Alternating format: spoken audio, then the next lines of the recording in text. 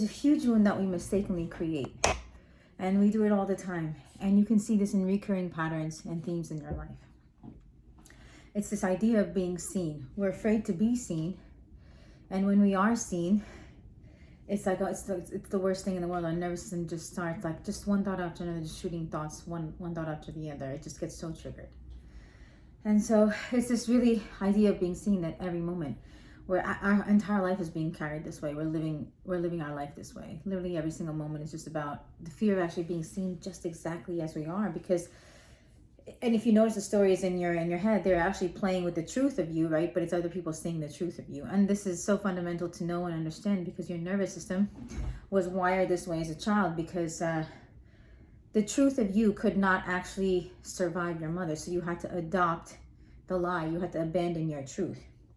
And so as you are able to witness this more and more, you get to see, oh my gosh, the whole job and the whole task now is just to return home.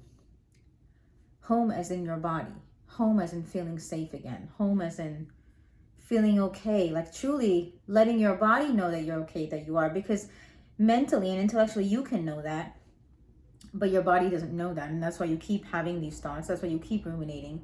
That's why you're still afraid to be seen. And even when you are pushing through the fear, your mind won't stop. It won't leave you alone.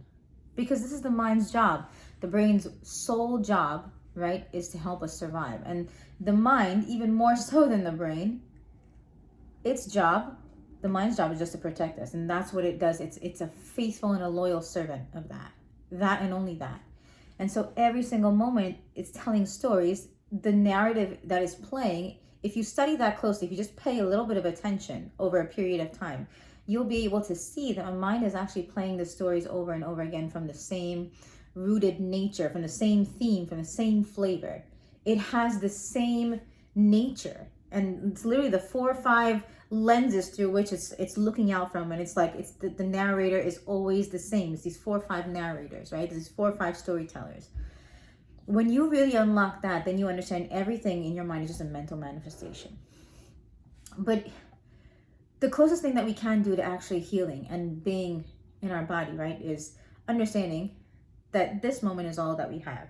And so if we just use this moment, the moment that we're currently in, whatever thought arises, to actually be with that, to be with that thought as much as possible, right?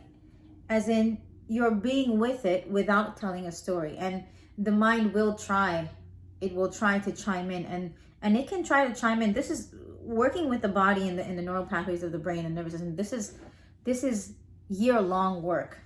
This is multiple years of work. This is like sometimes an entire like a decade worth of work, right? And for many of us, we get to a point of nervous system regulation when we've already done therapy, we've already talked about it, we've already written about it, we've already journaled for 10, 12 years, right? We've already pushed through it and, attained success, even massive success. But then there's a point in our life where we can't push through it anymore. And we see that literally like everything, like a body shuts down, like life shuts down. It's like, oh my gosh, I can't actually push through this. I can't push through my nervous system anymore. And in one way or another, life will show you, it will actually direct you to the real work, to the true work, which is nervous system regulation, emotional regulation. And as children, we didn't have that regulation because our mothers were not able to soothe us because they weren't able to soothe themselves. And so we grew up dysregulated, therefore dysfunctional. Literally dysfunctional, operating from a dysfunctional principle, as in operating from dysfunction, as in operating from the lie, not the truth of what we are. We abandoned that, and now we're operating as the lie that we mistook ourselves to be in order to survive the relationship with our mother. And it's really seeing this lie closer and closer and closer and closer. The more you can see it, the more you'll be free of it. The more you can see it, the more you'll be free. And it takes a long period of time actually to be able to see it, to see just how much it's playing in you, just how intricate and elaborate the course of this wound is. Really, it's literally everything. All of the mental manifestation that we're experiencing up here in the mind is actually just a byproduct of it. It's actually just it's a byproduct of it. And at the root of it is just, it's just trying to cope with that core wound that we have with our mother.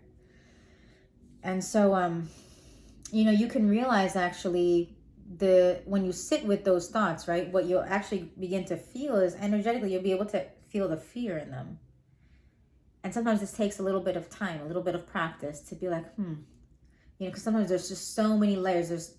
The mind is so complex, and there's so many complex layers of the mind. And sometimes you have to sort through those minds and do through those layers and do the intellectual work, do the mental work before you can actually come to even remotely feel or do the body work, right? It actually took me a year of meditation, just sorting through the mind, just sorting through the thousands of layers here, just to get to the body work. And when I began the body work, the mind was still continuing, and the mind still continues today, and the body work still continues today, 4 years after just, intense healing, intense meditation, with no distraction for 4 years. So that's really the journey that we're on. It just takes time. And the way that energy and science and matter work is that you need a little bit of time to really slow down and reset the particles. So however much time that takes for you. And in physics, they call that the liminal space. Like, you don't know what's going on. In a liminal space, there's just infinite potentiality, right? Any particle can behave in any way. It's all almost dormant, but it's not dormant. It's just there. It's still. And in that liminal space, right, wherever your direction, wherever your attention goes, your energy flows. And so if you find yourself in a liminal space, which life will provide you if you're fortunate enough, and it might do that in some catastrophic way, truly, like tragedy might strike. You might experience loss or divorce or death in your family, or illness, or a near-death experience yourself. Whatever way that you experience it, you're going to then realize, oh, okay, I'm in a point in my life where nothing is happening right now. That is a liminal space. That is a space of infinite potentiality, because what's happening is actually everything. You're actually being able to see the pathways, the patterns, right? The patterns are the pathways in your brain. You're able to see them, and so much of that energy you're able to work through out of your body. You're able to clarify those thought patterns. You're able to reaffirm your truth. You're able to just see the lie. And up until now, we've been operating as the lie all our life. So if you've come to a point where you wake up and you see, oh my gosh, this isn't one lie believed. This is these are trillions of lies here. And all of the lies have the same rooted belief. They can have the same rooted belief, right? All of the stories involving people and scenarios and situations are all rooted in the core wound with my mother. Some other lie could have developed here, right? Like maybe I experienced bankruptcy or physical illness, and so there's a whole storyline about that as well. But the situations, like the social scenarios, I can see very clearly those are about my mother, right? My fear of being seen, and if I post something on social media, and then my fear of being seen by a family member, like just exactly as I am, rooted in the wound with my mother. Right? The story here, the narrative here that's always playing about myself and what I'm doing, my actions, right? It's almost like a third person. It's like it's like I'm over watching myself. I'm oversighting myself, and I'm telling the story of who I am. Core wound with my mother, right? Afraid to be myself, afraid to sound the way that I do, afraid to make up words, afraid to have my own lingo, afraid to not make sense, afraid to be misunderstood, afraid to be not liked, afraid to be not approved of. Core wound with my mother. And so all of these sort of, like, this one wound is manifesting in many different ways. It could be manifesting in 5, 6 really big ways in your life, right? Involving yourself and people, right? Also involving just yourself in general, like your belief in yourself and how, or like your relationship with yourself, and how critical and harsh and painful that is. Like literally how destructive that is. How this voice in here has become trained to be so foul, to be so just beyond harsh, right? We don't even have the words for that. Like just self-degrading. It doesn't even, I don't know if there's a word for it. How painful this voice can really be. Like how harsh and how critical, how painful. And the fear of being judged by other people, that's a big one, right? Core wound from my mother. And so all of these things, right? It's like my calling in life, or, you know, I've been working with kids, or I've been working with people. I've been working in a capacity with people, and I love people, but I also am hurt the most by people. I love people, and I also hate them too. I'm energized around them, but then I need to be alone for like long periods of time. Like I can go without them. Right? Core wound with my mother.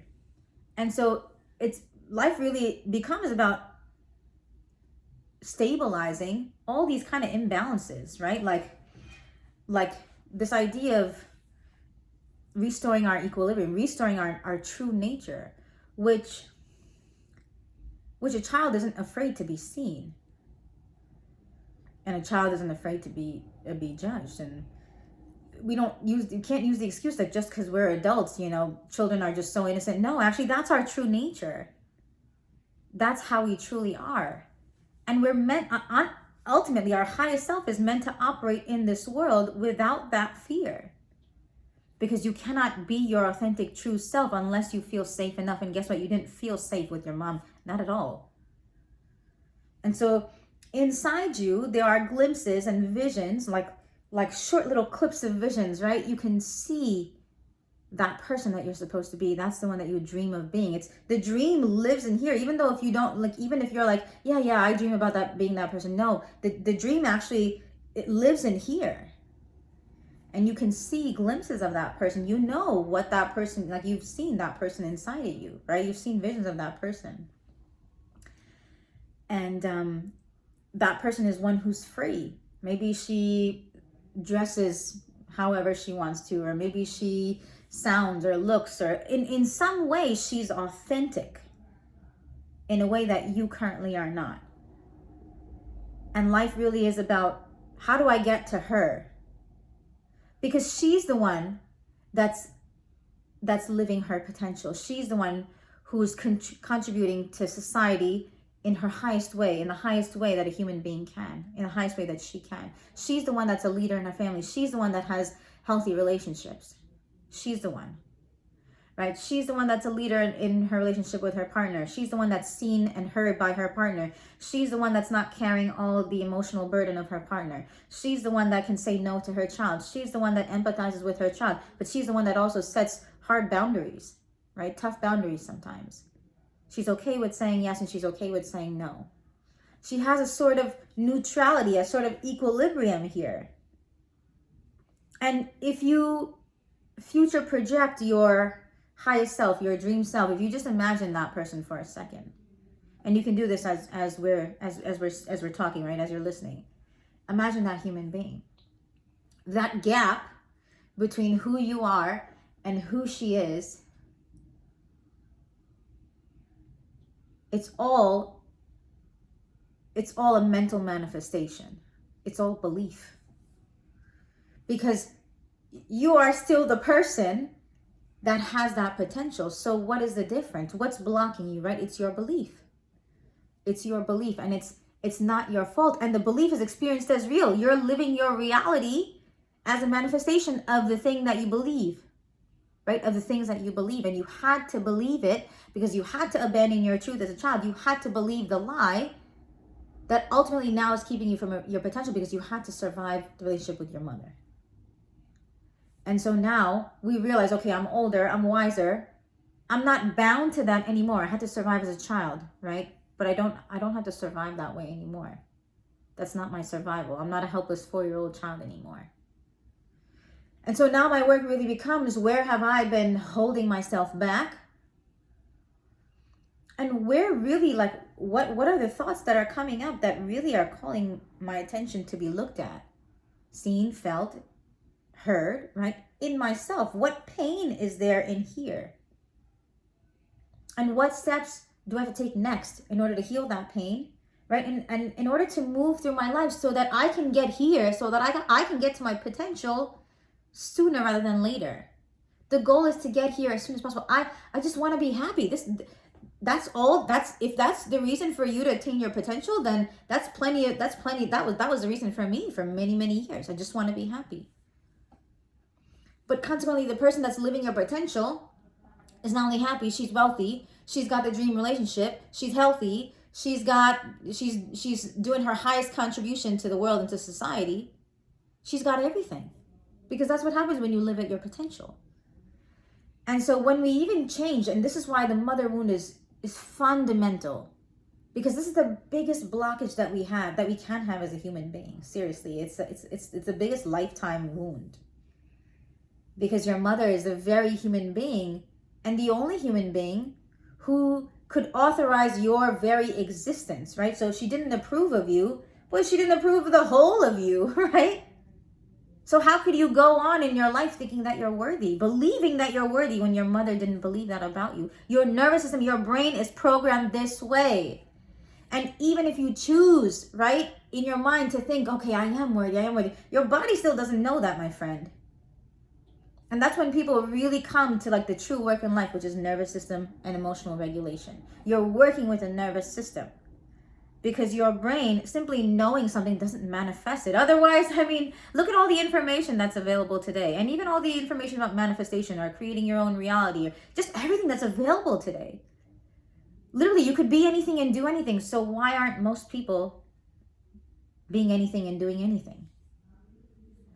It's because the body that you're working with has a certain neural wiring, a certain programming.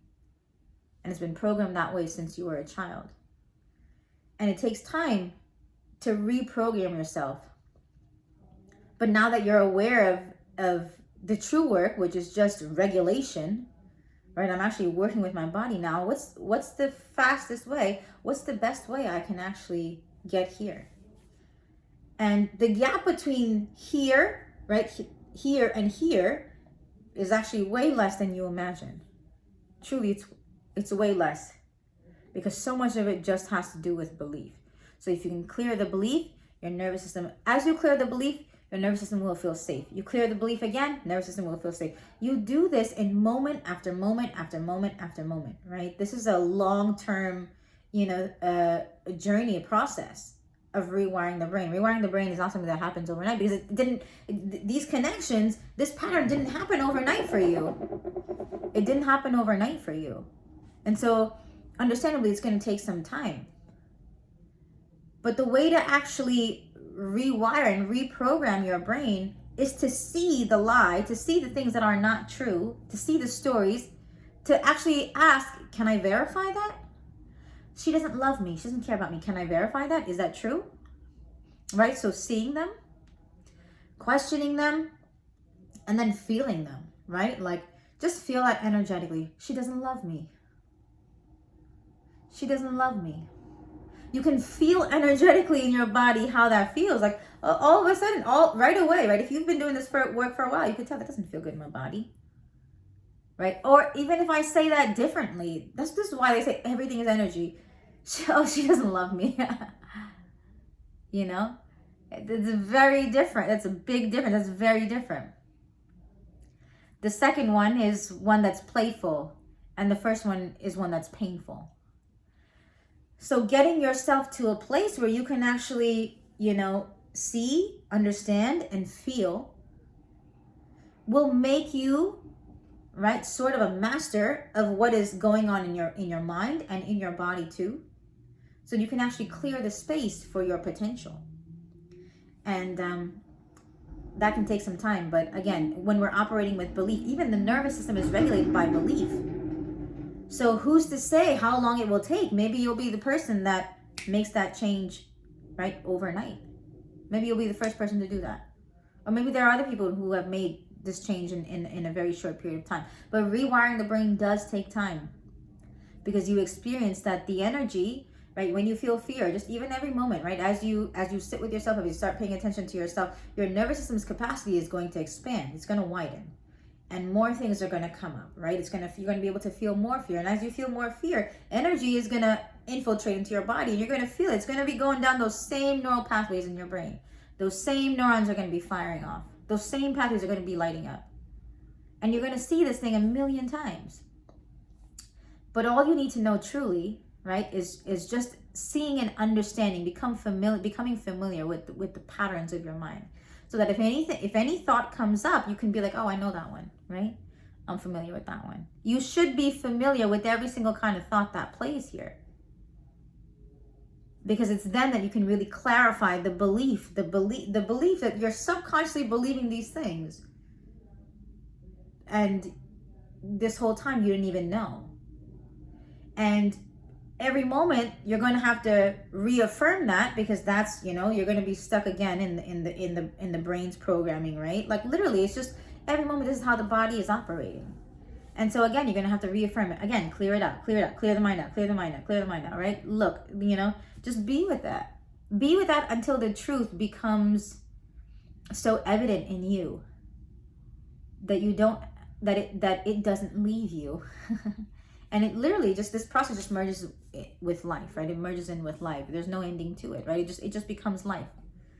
So, and this is life. Like, carry it with you every moment of life, no matter what you're doing, picking up your kids, right? You're always here, right? You're always in your body. So pay attention. And as women, so many of us, from a young age, we were taught to gaze outwards and look at what other people need by our mothers, who subconsciously did the same thing and taught us to do the same thing, right?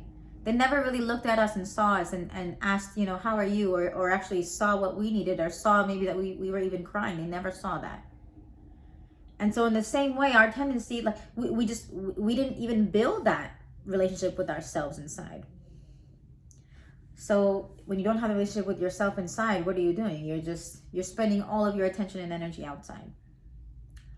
And so really just, harnessing like this, your energy, right? Harnessing your mind now, harnessing yourself now, to give yourself the attention that you always needed, right? You didn't get that as a child. Now is really the time to start, do, and put in that work, because the rewards of this are infinite. Like, we can't even say, oh my gosh, you're going to lose 300 pounds. No, the rewards of this will be seen in every facet of your life, literally every aspect of your life. Everything. Your personality will change, your behavior will change, your relationships will change, your communication will change, the way you show up will change. Whatever was your fear before, right? Maybe you really wanted to dress like that and you just couldn't, right? Like you never did, but you had like visions of dressing like, as a person who wore like, really raggedy clothes, or boy shorts, or boy clothes, or, like dressed like a boy, or dressed like, just really carefree, or whatever it was.